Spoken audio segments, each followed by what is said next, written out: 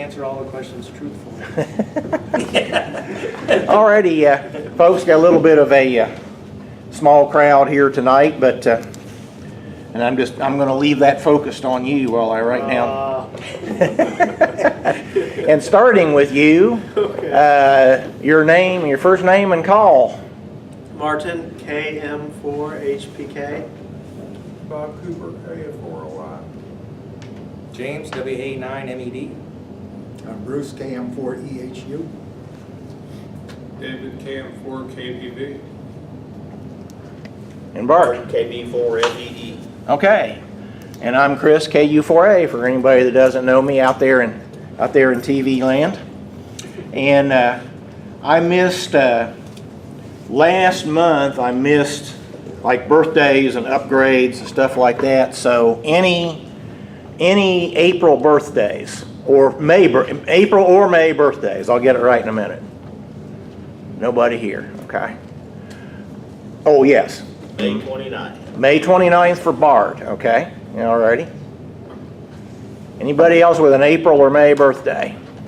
Okay, how about April or May upgrades? Anybody? Yours was before that, right? Mine was like in March? February? Okay, yeah. Time flies, I'll tell you. Seems like you just seems like you just upgraded the other day. I still have yet to get a contact on HF. I tried a couple times with Glenn's stuff. My 817 isn't getting anywhere with the sun right now. Yeah, conditions are just poor. That's why I'm trying to work on that 70 watt amplifier. Okay. Yep, sometimes QRP just doesn't cut it. Okay. Sick bay. Brad is feeling a little bit under the weather today, so not here, so I get to do the videography. Anybody else know about anybody that's in sick bay? Glenn wasn't feeling well this evening, so okay. He's not going to be here. Okay. I don't know about Bill Fuquay. Okay. He said he had a bunch of doctor's appointments today for some other thing, so I don't know what's going on with him. I think he said something about his back. Okay. Alrighty. First order of business. Most of you probably know this because there's been some publicity, but I got a. I'm going to leave the camera on. Actually, I can get all 5 of you, everybody but Bart, in one frame there. You want to scoot over?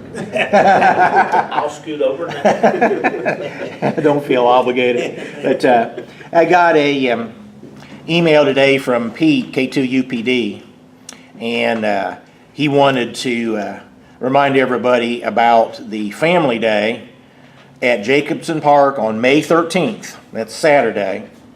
And it's a joint production by Bars and Jaws. And I just happened to notice that in the back there on that table that somebody's made kind of a nice little Smokey flyer. has. Huh? Smokey has. Okay. I think he has. Good deal. And pick up a flyer if you think you're interested. But obviously, Pete's interest was in whether or not anybody would want to set up and operate QRP, treat it as a field event. I understand that Roger Colvin is going. Roger and Loretta. So if anybody else who is equipped to do a field setup, by all means, feel free to do that, and potentially have a whole lot of people that will be really interested in seeing what you're doing there. Since it's not just us going out in the field, it's families with kids and stuff like that. So Is that a potluck, a picnic thing, or? It says food picnic style, meat, beans, veggies, dessert. And it's picnic shelter number 4 at Jacobson Park. Does anybody have a map of Jacobson Park? Because it's been years, like Cub Scout years, since I've been there. Nah, it's been a while since I've been here, but I think they have. it ought to be online somewhere. Yeah. We used to do KY-QRP used to go over there, but we haven't in a long time. That's a busy park. Of course, Shilto is too, but it's harder to find I think it's easier to find a shelter not being used at Shillito than it is at Jacobson Park. So, okay, make a Barnes is note. gonna be supplying the food. The club's Oh, they supplying do? the food, Yeah. Okay, that's what I was asking, Mhm. whether we need to bring something or Whoa, not. whoa, going on. I'm good. Only if you have a special diet. If you have a healthy diet, you gotta bring your own stuff. But if you don't have a healthy diet, Barnes will provide the food. Okay, might as well go ahead and set the date for the May luncheon, which would be, since May is an odd-numbered month, it will be at the Frisch's on Harrodsburg Road. The 18th is awfully close to Dayton. A lot of people potentially will already be on their way to Dayton or already up there. So it seems to me that May the 25th would be probably the best choice of a Thursday to do that.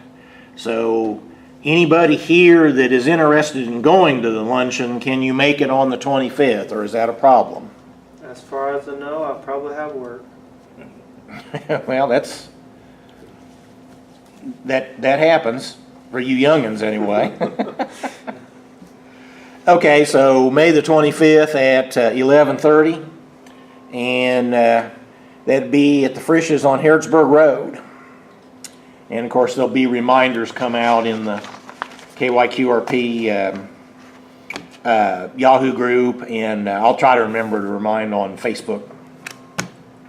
Okay, so with the stuff out of the way here, we can kind of go around and see what people have been doing.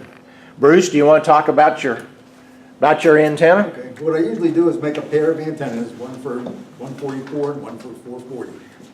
These were, this J-pole design came out of the handbook a couple of years ago. Always had it set aside, and that was my winter project. Just a basic, plumber's delight, sample pipe. But I think the feed's important. That, well, it's tightened down now because it's been tuned. But to set up the feed line impedance for this, you adjust the taps on the matching section for lowest SWR. And with the J-pole, you can be fed with anything from 50 ohm coax up to 450 lateral line or 600 ohm, just depending on where you put the taps. And I was quite surprised how easy it was to tune. Using large diameter tubing, you're going to get a very low Q and a very wide bandwidth. So as I adjusted this down for lowest SWR, and a lot of the design books for J-poles say the starting point is usually above the junction equal to the width of the spacing. Start there and adjust, and come to find out there was no better place than that. Now, to say I got it down to 1-to-1 might not be true, but what I did is I set the SWR for just maximum power, and then watch the SWR go as I moved it down, adjust the power, moved it down. Then when I got so low that the SWR wasn't deflecting, what I did is I cranked up the sensitivity even more, didn't check the forward power anymore, just kept adjusting for the getting the SWR down lower and lower and lower until it was finally reading zero no matter what the sensitivity was. So I said it's pretty well matched. If you feed a J-pole with coax, you've got to use a RF choke on it, a balun. And there's two designs for it. One was 3 turns, 8 inches diameter, and the other was 4 turns, 5 inches diameter, depending on how much room you have to put it around. The hardest thing I came up with was the right angle coax connector, but I finally found one at Universal Radio. Now it's not mil-spec. It's Like the more- ceiling there. Yeah. It's not a mil-spec connector, it's more a CB grade, but it's a right angle one. Now, I'm not saying this is a hardened antenna for 4 seasons, but with enough coax tape on it, it'll probably last, and then fill up the backside with RBT. But I'd set it up in the backyard on a tripod, about 1 wavelength off the ground when I tuned it up. And with a 4-watt handheld, I was able to just get into the Jesuit County repeater from Clark County.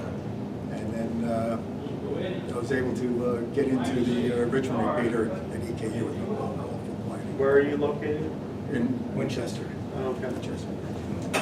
Now its companion is a, we'll call it a modified J-pole. Without this bent piece, it's just a J-pole for 450 using the quarter wave and three-quarter wave. They call it J-poles are called half wave vertical because this section here is a half wave. Right. But it's 3/4 from here to here and 1/4 from there to there. Now, putting this back loop in it, Yeah. That space. this gap is acting as a capacitor. Now, there's very little design specs for that other than it needs to be less than a ½ inch. But I can imagine something like this in the rain, you'd get a water in there, which would probably short the thing out for sure. On this one, I used a BNC connector, but the sliding, they're tightened down now. Loosen them up a little, and they'll slide to get your best match.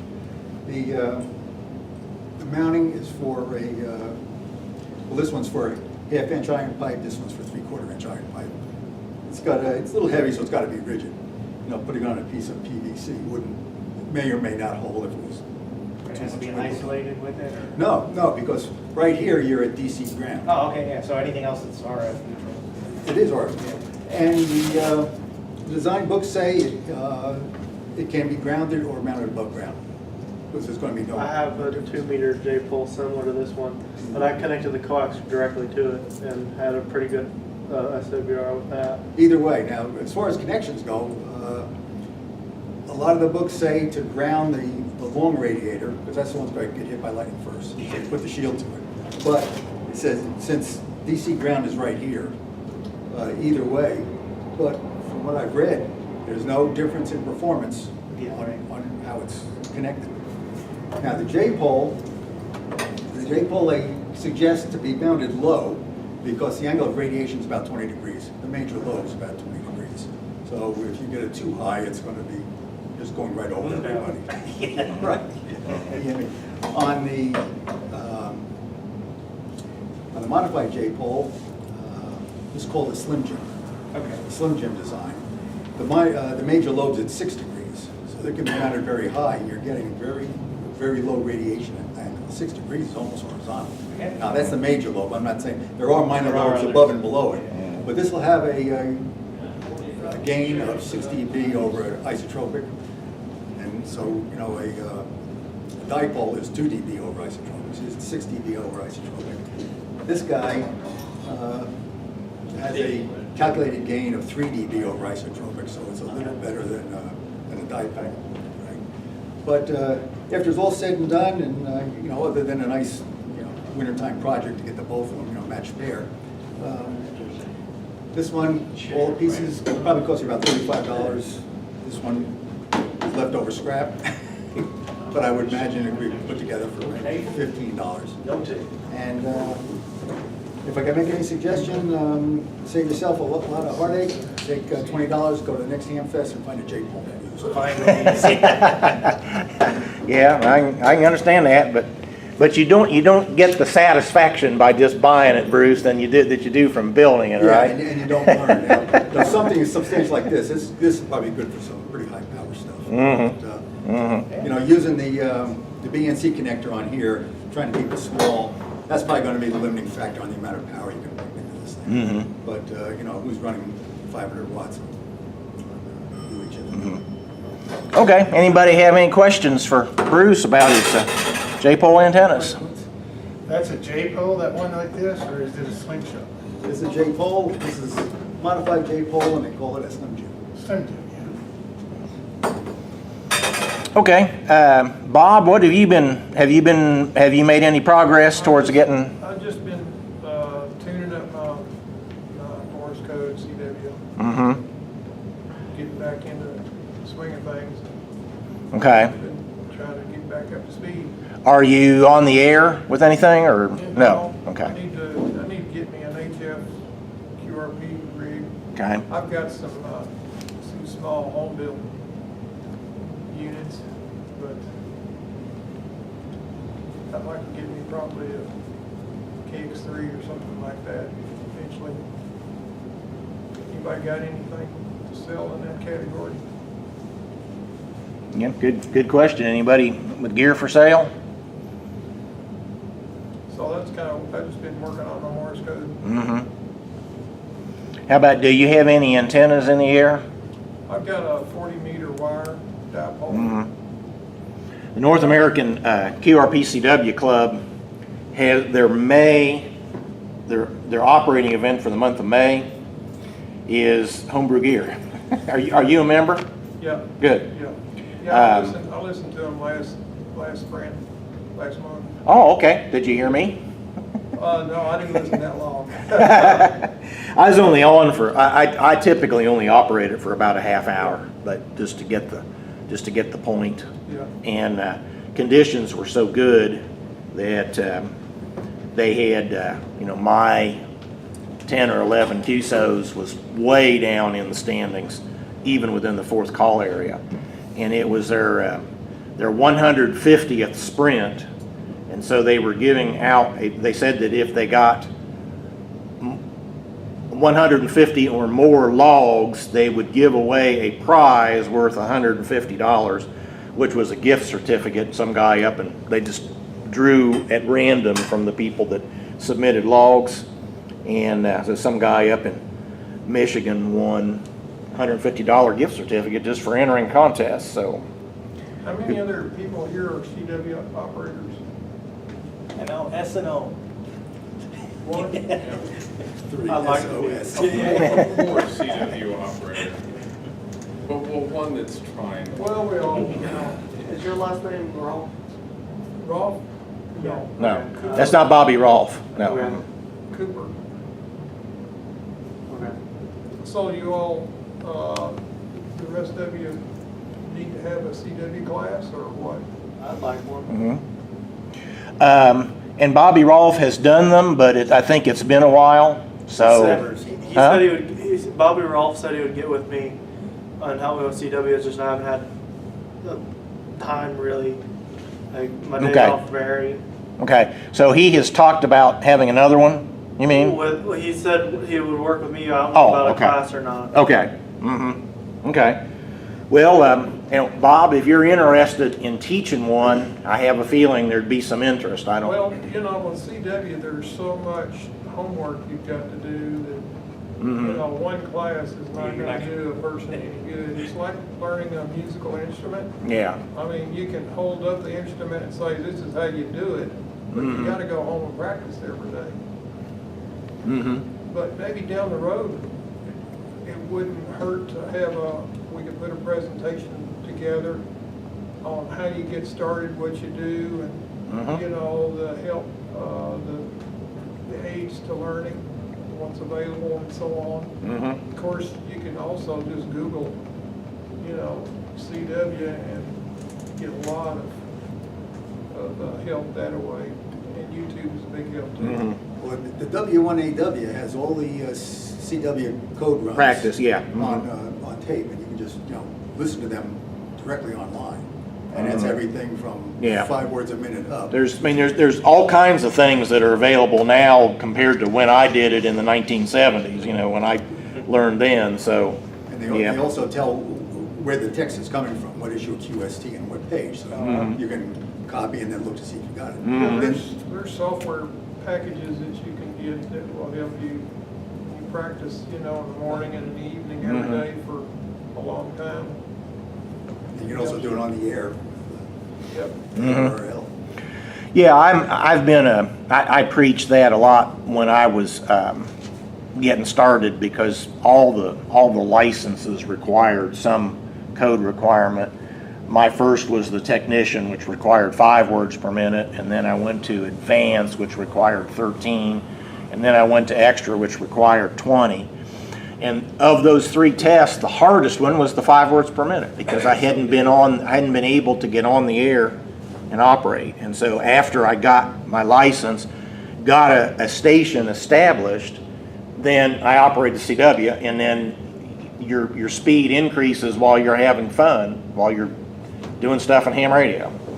So I preached that, but I knew a lot of people that all they wanted to do was listen to code practice records and W1AW and all that kind of stuff. And I mean, whatever floats your boat is fine, but I always thought it was a lot more fun and a lot better to get on the air and operate.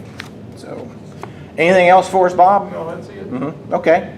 All righty, well, I'll open it up to, yes, sir. I have a new hacker box. Okay. It came with a transistor, tester, capacitor,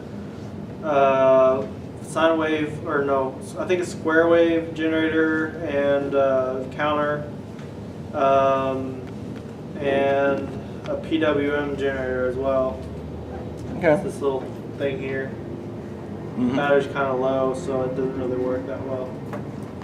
But it also came with, was like one of the few that got a digital sound card, and it also came with a giant breadboard and some connector wires and some other components and a patch.